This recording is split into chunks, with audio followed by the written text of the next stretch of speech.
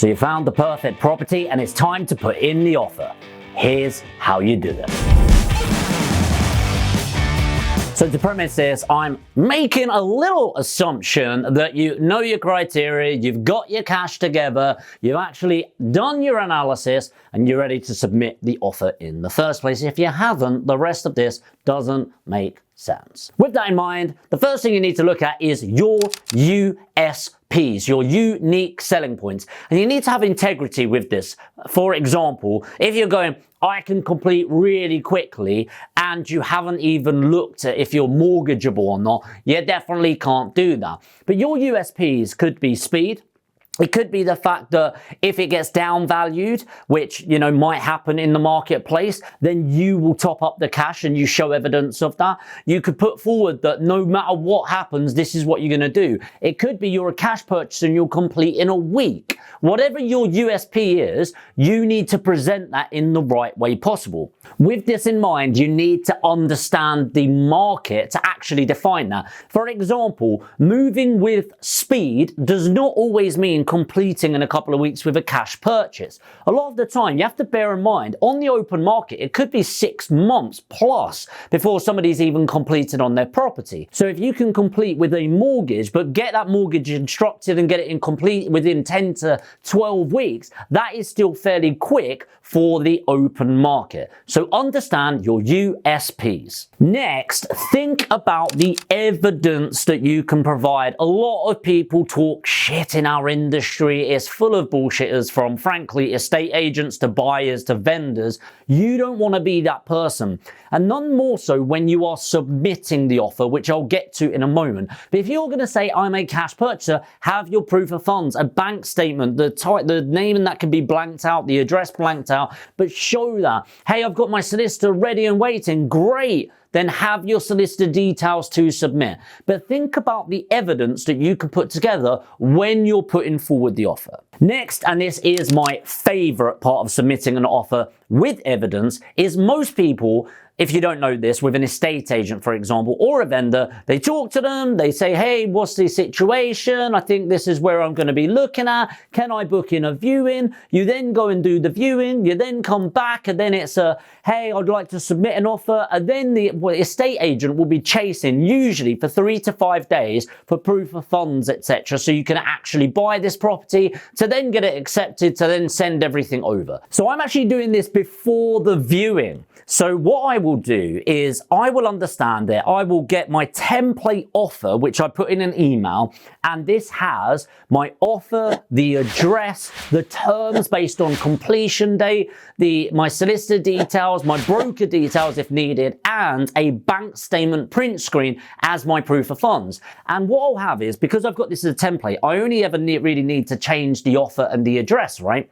Then what I will do is update it once a month with a new bank statement as my proof of funds. But I'll call up whoever the agent is and I'll say, hey, I'm looking at this property. I'd like to submit my offer subject to viewing at this. The estate agent will then go, oh, you need to view it first. Completely get that. But I don't want to waste my time, your time, or most importantly, the vendor's time, if my price is nowhere near. Now, this is my offer. It's never going to go higher for a viewing, right? So if I'm offering 110 today and you're going, they definitely won't accept less than 115, then there's no point wasting time. By the way, what's your name? What's your best email? Cool. I've just sent over my proof of funds, blah, blah, blah, blah, blah. Everything up front. Can you find out if this is likely to get accepted so that I can arrange that viewing? It is a game changer. Again, you need to understand the mindset of estate agents is normally viewing, wasting resources, valuable money and time from the company's resources to facilitate that. And then they're chasing more and more for proof of funds, etc. You are giving it all up front, and this is known as a pattern interrupt and will massively increase your odds of getting some offers accepted. Next is an LOI, also known as a letter of intent. So a letter of intent is something that I email over in a formal document that is attached to the email, and also a formal letter that I send to the address confirming that I've submitted this through the estate agent, so to make them aware of it. Now, I'll be honest, this. This is for a couple of reasons. Number one, when somebody gets a letter of intent, which is just putting it in formal writing, maybe with some attachments of proof of funds, etc., it really shows a bit of confirmation. Like when we get something in writing, it feels more formal. The realism and the reality is it's just as formal as putting a vocal offer, and it doesn't keep you in. But the second reason is, whilst an estate agent is liable to pass on every offer in writing, unless the vendor has said don't submit any offers below this amount, which isn't likely, do they actually do it? And the answer is no. Okay, it absolutely do not. I know, I'm not saying every agent out there, but I know a lot of estate agents, and they all tell me the same thing. If I get an offer that we know they're not going to bother with, or we're not confident on, we just won't even bother putting it forward.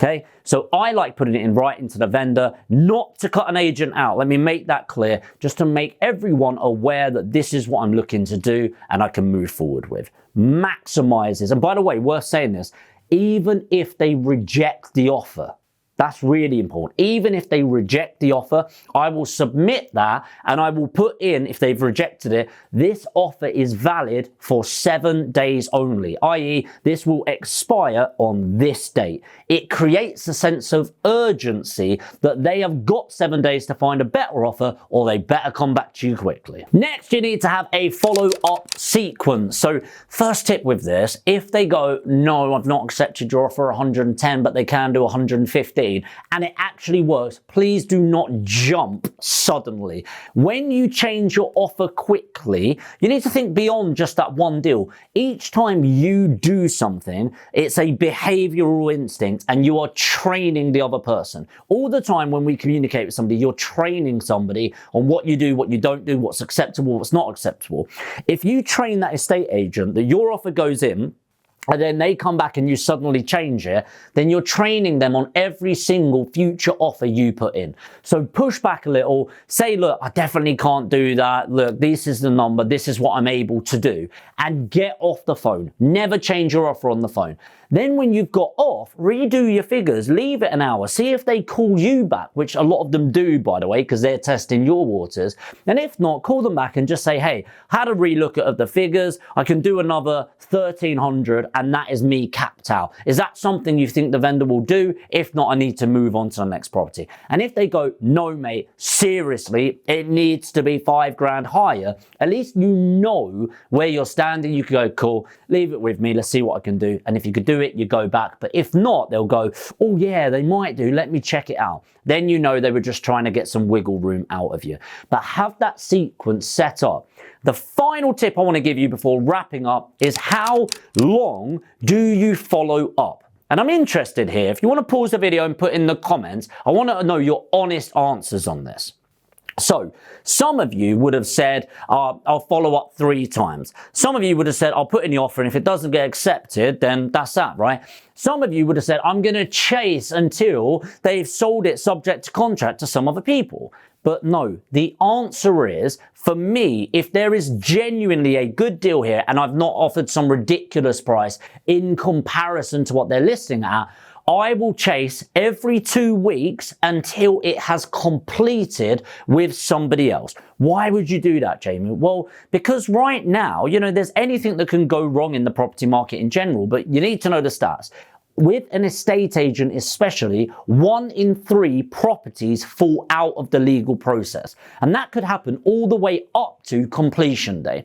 So that's decent odds. That means 3 properties that has sold to somebody else that you were offering on, 1 of them during the legal process will fall out of legals. And you want to be that annoying bastard that has been chasing every 2 weeks, that they are going to call first and go, do you know what, Jamie? The investor on this one or the buyer on this one is messing around. What can you do? Can you match this offer? Can you do this? And you want to be ready to pounce. The money is in the pipeline. So that's how I submit offers, and we try to do the same at Aspire Property Group. What do? Do you do something different? Have you found something really beneficial, something that's not worked? Let me know in the comments, but I hope overall this has been tremendously valuable to you. If you want to give back a little, if you can smash that like button, and if you're new to the channel and you want to find out more about property investment, then it's completely free just for you. Make sure to hit the subscribe and the notification bell, and I'll see you in the next video.